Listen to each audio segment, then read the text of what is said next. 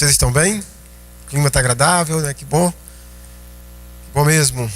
Abra sua Bíblia no livro de Josué, capítulo 22. Josué, capítulo 22, a partir do versículo 10. Encontraram, amém? Diz assim então: vindo eles para os limites pegados ao Jordão, na terra de Canaã, ali os filhos de Ruben, os filhos de Gade e a meia tribo de Manassés edificaram um altar junto ao Jordão, altar grande e vistoso.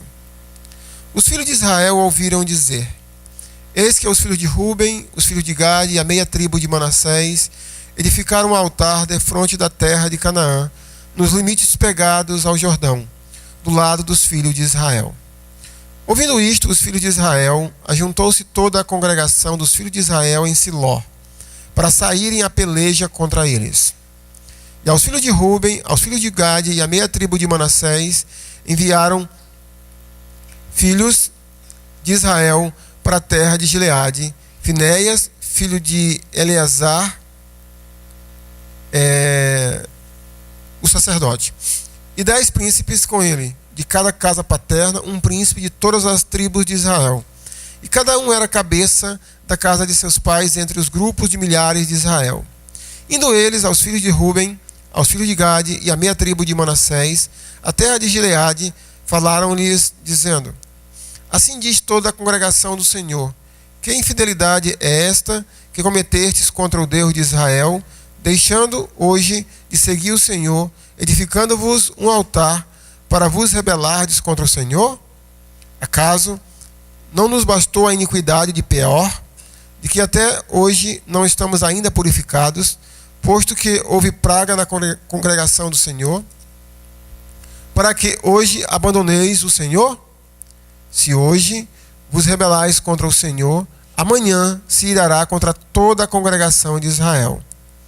Se a terra da vossa herança é imunda, passai-vos para a terra da possessão do Senhor, onde habita o tabernáculo do Senhor, e tomai possessão entre nós. Não vos rebeleis, porém, contra o Senhor, nem vos rebeleis contra nós, edificando-vos altar afora o altar do Senhor, nosso Deus. Não cometeu Acã, filho de Zera, infidelidade no tocante às coisas condenadas? E não veio ira sobre toda a congregação de Israel? Pois aquele homem não morreu sozinho na sua iniquidade. Então responderam os filhos de Ruben, os filhos de Gade e a meia tribo de Manassés, e disseram aos cabeças dos grupos de milhares de Israel: o poderoso, o Deus, o Senhor, o poderoso, o Deus, o Senhor, ele o sabe, Israel mesmo o saberá. Se foi em rebeldia ou por infidelidade contra o Senhor, hoje não nos preserveis. Se edificamos altar para nos apartarmos do Senhor, ou para sobre ele oferecermos holocausto e oferta de manjares, ou sobre ele fazermos oferta pacífica, o Senhor mesmo de nós o demande. Pelo contrário, fizemos por causa da seguinte preocupação: amanhã vossos filhos talvez dirão a nossos filhos: que tendes vós com o Senhor Deus de Israel? Pois o Senhor pôs o Jordão por limite entre nós e vós, ó filhos de Ruben e filhos de Gade. Não tendes parte no Senhor. E, assim, bem poderiam os vossos filhos apartar os nossos do temor do Senhor. Pelo que dissemos: preparemo-nos, edifiquemos um altar, não para holocausto nem para sacrifício, mas para que entre nós e vós, e entre as nossas gerações depois de nós, nos seja testemunho, e possamos servir ao Senhor diante dele com os nossos holocaustos e os nossos sacrifícios e as nossas ofertas pacíficas. E para que vossos filhos não digam amanhã a nossos filhos: não tendes parte no Senhor. Pelo que dissemos: quando suceder que amanhã assim nos digam a nós e as nossas gerações, então responderemos: vede o modelo do altar do Senhor que fizeram nossos pais, não para holocausto nem para sacrifício, mas para testemunho entre nós e vós. Longe de nós o rebelarmos-nos contra o Senhor e deixarmos hoje de seguir o Senhor, edificando o altar para holocausto, oferta de manjares ou sacrifício, afora o altar do Senhor, nosso Deus, que está perante o seu tabernáculo. Ouvindo, pois, Finéias, o sacerdote, e os príncipes da congregação, e os cabeças dos grupos de milhares de Israel, que com ele estavam, as palavras que disseram os filhos de Ruben, os filhos de Gade e os filhos de Manassés, deram-se por satisfeitos. E disse Finéias, filho de Eleazar, o sacerdote, aos filhos de Ruben, aos filhos de Gade e aos filhos de Manassés: hoje sabemos que o Senhor está no meio de nós, porquanto não cometestes infidelidade contra o Senhor. Agora, livraste os filhos de Israel da mão do Senhor. Finéias, filho do sacerdote Eleazar, e os príncipes, deixando os filhos de Ruben e os filhos de Gade, voltaram da terra de Gileade para a terra de Canaã, aos filhos de Israel, e deram-lhes conta de tudo. Com esta resposta, deram-se por satisfeitos os filhos de Israel, os quais bendisseram a Deus, e não falaram mais de subir e pelejar contra eles, para destruírem a terra que habitavam os filhos de Ruben e os filhos de Gade. Os filhos de Ruben e os filhos de Gade chamaram o altar de testemunho, porque disseram: é um testemunho entre nós de que o Senhor é Deus. Vamos orar, meus irmãos.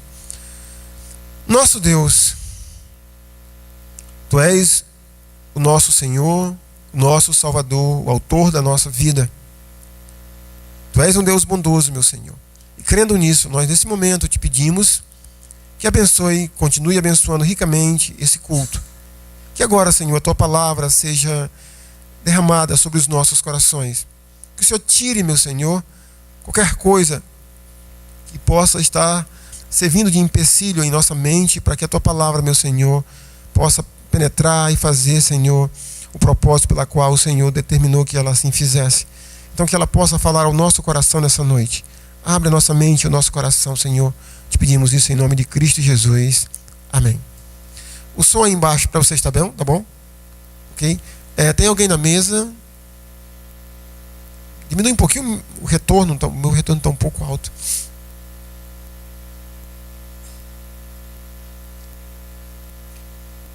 Meus irmãos, normalmente, como é que o inimigo, ou quando é que o inimigo trabalha entre nós?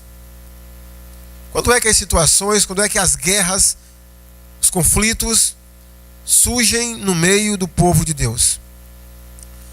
Normalmente, irmãos, em momentos que a igreja, o povo de Deus está vivendo um momento de conquista, um momento de vitória, momentos, digamos, de oásis. É nesses momentos que parece que a gente baixa a guarda, parece nesses momentos que o inimigo promove situações de conflitos e de guerras entre ou no meio do povo de Deus. Uma segunda consideração é que quando a gente pega uma história como essa, ou lê uma história como essa, não há como não lembrarmos de 2 Timóteo capítulo 3 e versículo 16, que diz que toda a escritura ela é inspirada por Deus e ela é útil para o ensino, para a repreensão, para a correção e para a educação na justiça. Mas eu queria me deter, no sentido de ensino. Toda a escritura é inspirada por Deus e ela é útil para nos ensinar. E como ou no que uma passagem dessa nos ensina? No que a gente pode aprender por meio de uma história como essa? Vamos tentar explicar o que está acontecendo aqui. O livro de Josué, como alguns devem saber, e quem não sabe, o tema dele e o teor básico dele é conquista. Josué foi o substituto de Moisés, no qual Deus designou para liderar a nação de Israel, para ocupar, para se apropriar da promessa e herdar a terra prometida. E no capítulo 22 de Josué, nós temos exatamente o cumprimento dessa promessa, e o povo tendo conquistado basicamente tudo que tinha para conquistar. Então, depois de terem feito isso, os versículos iniciais, os 10 primeiros versículos, os 9 primeiros versículos do capítulo 22 nos diz que depois que eles conquistaram tudo, ou boa parte da terra que tinham para conquistar, Josué chamou essas 2 tribos e meia, que é a tribo de Ruben, a meia tribo de Manassés e a tribo de Gade, e deu a eles o direito de voltarem para a terra deles. Em que sentido voltar? Quando eles estavam entrando pelo lado oriental do Rio Jordão, eles já pegaram a porção da terra deles, que foi do lado oriental. Mas aí eles continuaram guerreando com as outras tribos, com as outras 10 ou 9 tribos e meia, até as outras tribos conseguir conquistar o seu território. E de uma feita que eles tinham conseguido conquistar todo o território, então Josué os chamou, os parabenizou, os elogiou pela obediência às leis de Moisés e naturalmente a obediência à liderança de Josué, e deu a eles a bênção de voltarem para apossar-se da terra que Deus havia dado a eles. Voltem para a terra de vocês e levem o ouro que vocês conquistaram, levem o gado que vocês conquistaram, as roupas, a prata, o ferro, voltem para a terra de vocês. Um momento de bênção, um momento de vitória. E quando eles voltaram para lá, ou para a parte oriental do Rio Jordão, pintou uma situação, né, para eles. É bem provável que no futuro próximo, as 9 tribos e meia do lado ocidental do Rio Jordão digam às gerações vindouras dos nossos filhos que eles não têm nenhuma parte com Deus. Então vamos construir um altar. E construíram um altar. No versículo 10 diz que edificaram um altar junto ao Jordão, um altar grande e vistoso. Quando as 9 tribos e meia de Israel, que estavam do lado ocidental do Rio Jordão, souberam da notícia, a nação toda se reuniu para, acredite, para guerrearem, para lutarem, para ter uma guerra civil. Vamos lá e vamos destruir. Vamos lutar entre nós, porque o que eles estão fazendo é errado. Então a nação, ou as 9 tribos e meia, escolhe o futuro sumo sacerdote, Finéias, e mais 10 príncipes ou 10 líderes, um de cada tribo, e manda essa comitiva para ir conversar, para dar um decreto às 2 tribos e meias que estavam do lado oriental do Rio Jordão. E eles chegaram lá, exortaram aqueles, quando eu digo irmãos deles, aqueles outros judeus, de que eles estavam em infidelidade. Como é que eles tinham construído um outro altar? Que a lei de Moisés dizia que só era para ter um altar, um lugar específico para o sacrifício, para os holocaustos de Israel. Como é que eles tinham feito isso? Então eles foram, colocar as cartas na mesa, ou eles destruíram o altar, ou então uma guerra civil se instaurava. E aí, em seguida,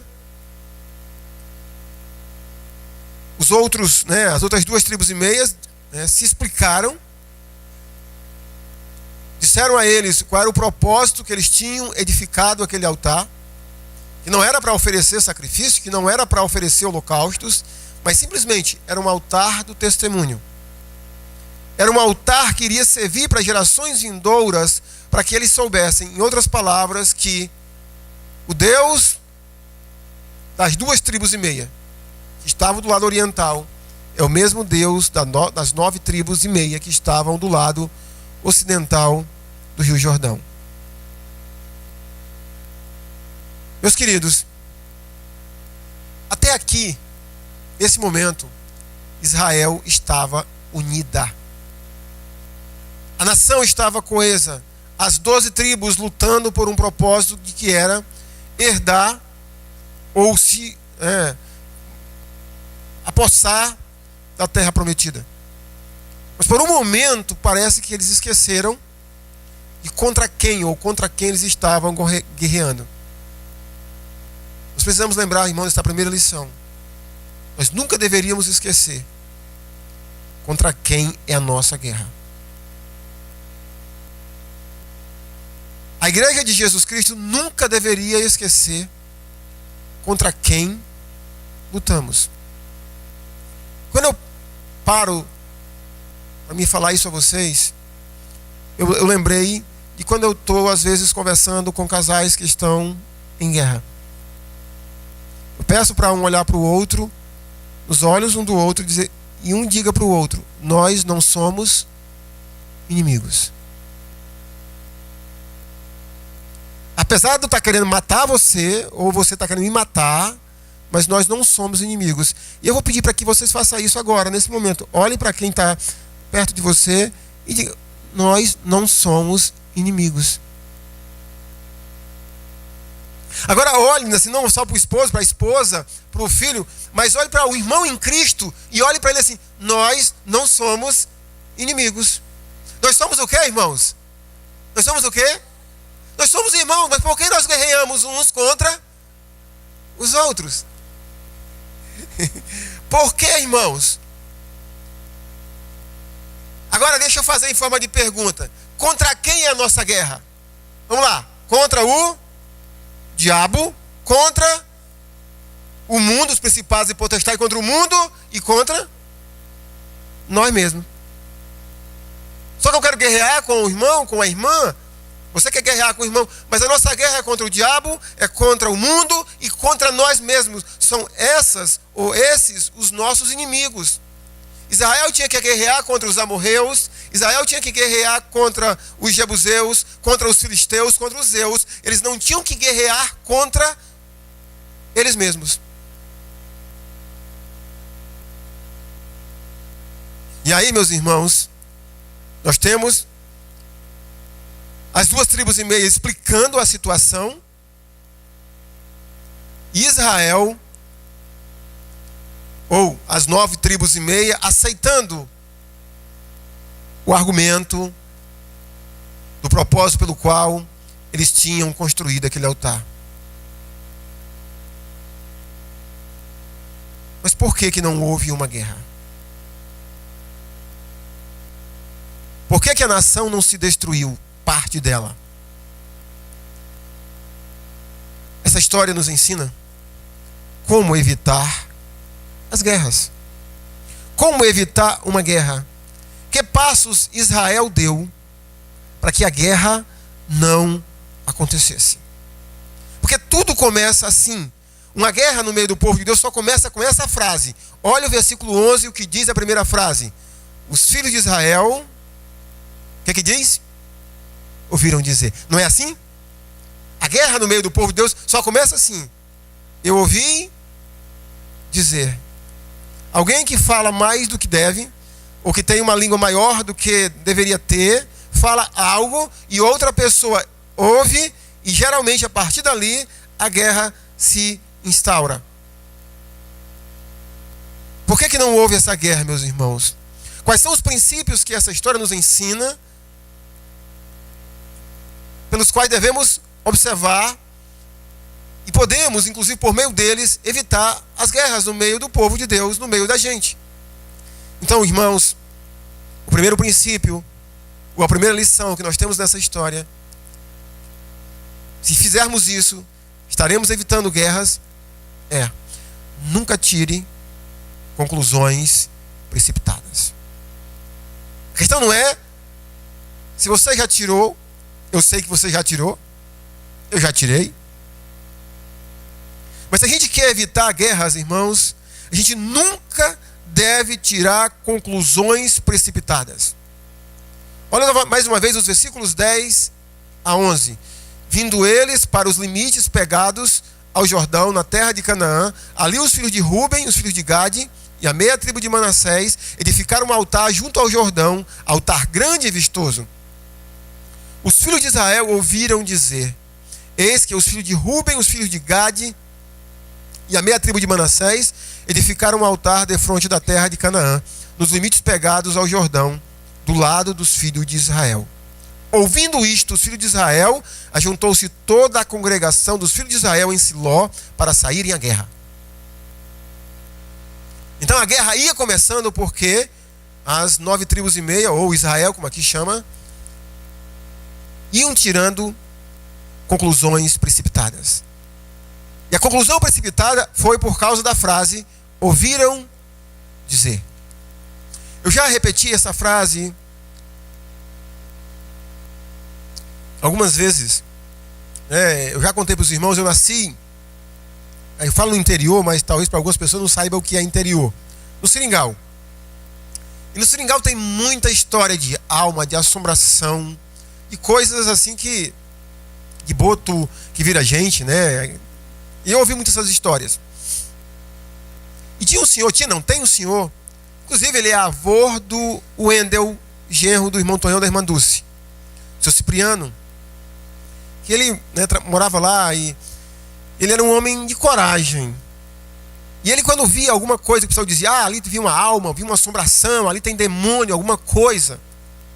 Eu lembro que eu era criança e eu ia pescar com ele às vezes, e ele dizia assim: Ernesto, eu vou olhar de perto para contar de certo. Era criança e eu nunca esqueço quantas vezes aquele senhor me ensinou essa lição. Eu vou olhar de perto para contar de certo. Nunca tire conclusões precipitadas. Uma vez um irmão da igreja, irmão em Cristo naturalmente, chegou para mim para conversar com o cunhado e com a irmã. O cunhado estava para separar da esposa, desconfiando dela. E ele disse: antes de você separar, vai conversar com... Você tem que conversar com o pastor. Nós conversando, ouvi ele. Eu fiz a seguinte ilustração para ele. Digo: olha, aonde eu nasci, a minha mãe tinha um quintal bem grandão. Aquele quintal era capinado e era bem varrido, era bem limpo. A mamãe quase todo dia, né?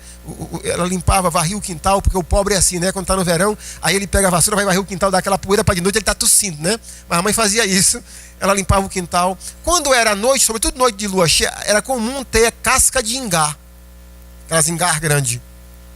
Quantas vezes a gente olhava da janela e olhava aquela casca de ingá, e quanto mais a gente olhava, parecia que era o quê? Uma cobra. E quanto mais a gente olhava, parecia ser uma cobra. E a cobra se mexia. E a cobra estava caminhando. Até que a gente ia olhar de perto para contar de certo. Então, meus irmãos, na vida relacional da igreja, nós precisamos aprender que nós nunca devemos tirar conclusões precipitadas. Israel ia tendo uma guerra civil porque simplesmente algumas pessoas ouviram dizer que. Certifique-se se esse ouvir dizer é um fato ou é um boato. Aprenda isso. Certifique-se sempre se é um fato ou é um boato. Quando eu falo isso, irmãos, não tem como não esquecermos do que Jesus nos ensinou. Não julgue para que não seja julgado. Então a primeira lição é: nunca tire. É isso que essa história nos ensina. Nunca devemos, se a gente quer evitar guerras, brigas, contendas, nunca devemos tirar conclusões precipitadas.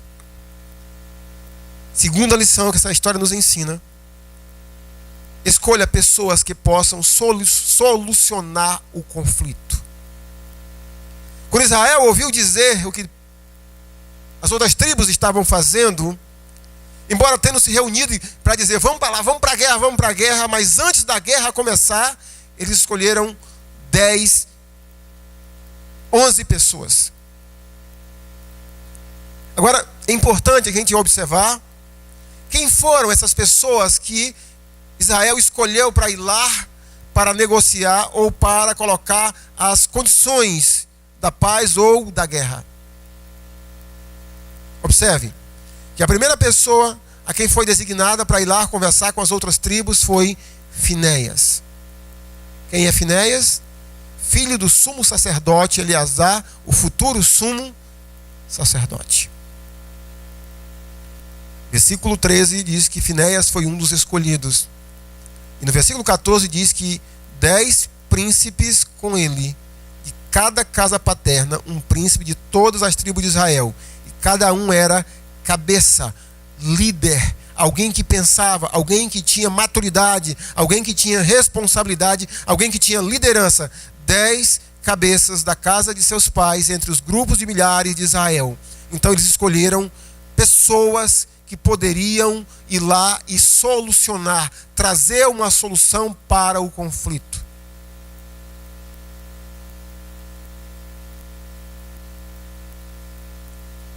Meus irmãos, vocês já aprenderam também a fazer isso? Às vezes você vê uma casca de ingá,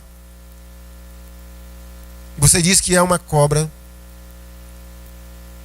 Mas antes de você dizendo que viu uma cobra, você procura pessoas para se aconselhar. para ouvir o que elas têm a te dizer, a mim dizer. Aprenda isso. Essa guerra foi evitada também porque Israel escolheu pessoas certas para mediar esse conflito. Escolheu pessoas sábias que foram lá para negociar, para tentar trazer uma solução para que a guerra não fosse instaurada no meio da congregação do Senhor. Seja criterioso com as pessoas a quem você escolhe para se aconselhar. Seja, assim como Israel foi criterioso em saber escolher as pessoas certas, faça a mesma coisa. Escolha pessoas que possam trazer solução para o problema e não aumentar ainda mais o problema. A terceira lição, irmãos, eu não vou ler, normalmente já li, mas está nos versículos 15 a 34. Sempre escolha a linha do diálogo. Sempre escolha a linha da conversa. Havia um provérbio, ou há um provérbio assim, já um pouco antigo, que eu queria até que vocês me ajudassem, que posso eu esquecer. Conversando é que a gente se entende. Foi isso que Israel também fez. Escolheu esses homens para irem lá conversar com as lideranças das outras 2 tribos e meias, para que por meio do diálogo eles pudessem se entender. E quando eu falo no diálogo, tem 2 coisas extremamente importantes no diálogo. A primeiramente alguém precisa falar. E observe que no versículo 15 do capítulo 22, diz assim: indo eles aos filhos de Ruben, aos filhos de Gade, a meia tribo de Manassés, a terra de Gileade, falaram-lhes, dizendo. Então, é natural que o diálogo precisa, quando alguém estiver falando, a outra parte precisa estar ouvindo. Então, quando você buscar solucionar um conflito, é necessário que você fale. Fale o que você esteja percebendo. Fale o que você acha, o que está acontecendo. Mas não esqueça, observe aqui essa história e observe outros princípios bíblicos que dizem: falar a verdade sempre em amor. Esses líderes falaram, as outras 2 tribos e meia falaram o que eles estavam achando, mas eles falaram a verdade em amor. Se você olhar os versículos 17 até o versículo 20, você vai perceber que eles dão inclusive exemplos de situações do passado que tinham trazido inúmeros problemas para a nação. Inclusive, cerca de 40 anos depois, eles ainda arcavam com as consequências de erros cometidos no passado. Então, fale. É importante que você fale. É importante que você diga. É importante que você abra o seu coração em amor, falar a verdade em amor para o irmão ou irmã, ou grupo de irmãos ou de irmãos a quem você está procurando uma solução. Mas de uma feita que você falou, qual é o próximo passo? Versículo 24, observe, depois que eles falaram, versículo 24 diz assim, versículo 21, desculpa. Então, responderam os filhos de Ruben, os filhos de Gade e a meia tribo de Manassés. Depois que o problema foi colocado sobre a mesa, depois que eles falaram a verdade em amor, agora chegou a hora dos outros falarem. E os outros 10, 11 líderes precisavam agora ouvir. Então, no diálogo é importante que alguém fale, mas também é importante que alguém ouça. Irmãos, nunca também devemos esquecer que a gente precisa sempre dar a chance das pessoas se defenderem. Israel fez isso. Na hora que tinha que ouvir, eles ouviram e deram a chance aos seus irmãos de contarem a sua versão para que pudessem se defender.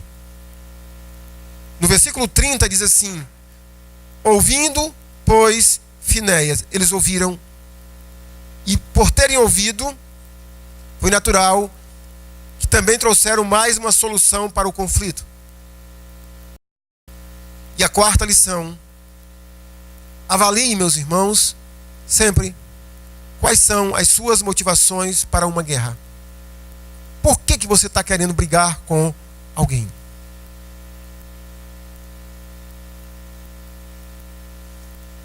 Por que você está querendo uma guerra? Quais são as suas motivações? Quando nós olhamos aqui, irmãos, as motivações dos israelitas, observe comigo os versículos 17 a 20. Acaso não nos bastou a iniquidade de Peor? Esse caso de Peor aqui é aquele caso que nós tratamos na escola dominical de domingo. Moisés ainda está vivo. E os líderes agora estão trazendo essa história de volta. Olha só. De que até hoje não estamos ainda purificados. Então, período de 30 para 40 anos, eles dizem que a mão de Deus ainda permanece sobre eles, punindo a nação por causa dessa situação. Posto que houve praga na congregação do Senhor, para que hoje abandoneis o Senhor? Se hoje vos rebelais contra o Senhor, amanhã se irará contra toda a congregação de Israel. Irmãos, vocês conseguem perceber o que eles estão dizendo? Eles estão dizendo o seguinte: a nossa motivação de uma possível guerra é o seguinte: porque se nós não guerrearmos contra vocês, nós fomos omissos nessa situação, a mão de Deus vai vir contra todos nós. Não é só vocês que vão arcar com as consequências. Toda a nação vai arcar com as consequências. Versículo 19. Se a terra da vossa herança é imunda, passai-vos para a terra da possessão do Senhor, onde habita o tabernáculo do Senhor, e tomai possessão entre nós.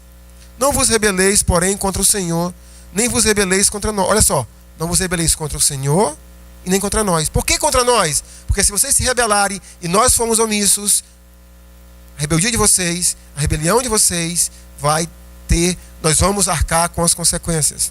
Edificando-vos altar, afora o altar do Senhor nosso Deus, não cometeu Acã, início do livro de Josué, apresenta esse caso de Acã, filho de Zera, a infidelidade no tocante às coisas condenadas, e não veio a ira sobre toda a congregação de Israel?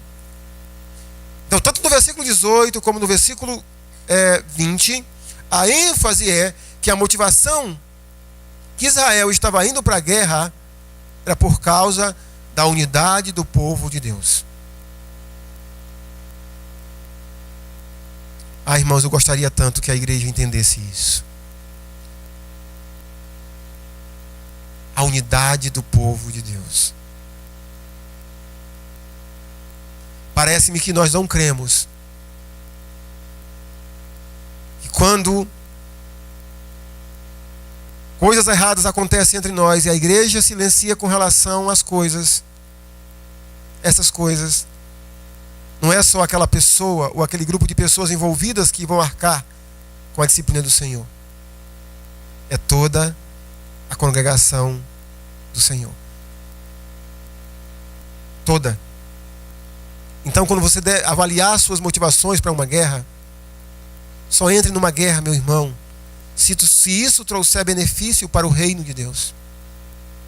Israel estava disposto a guerrear contra si mesma, porque eles estavam convictos de que essa guerra poderia e iria trazer unidade, benefícios, bênção para o povo de Deus. Infelizmente, na maioria das vezes, as nossas motivações são egoístas, são pessoais, não tem nada a ver com o reino de Deus, com a igreja. E aqui, nós vemos aqui uma motivação, simplesmente um desejo de serem abençoados por Deus. E também, caso não agissem, a mão de Deus virem sobre a vida deles.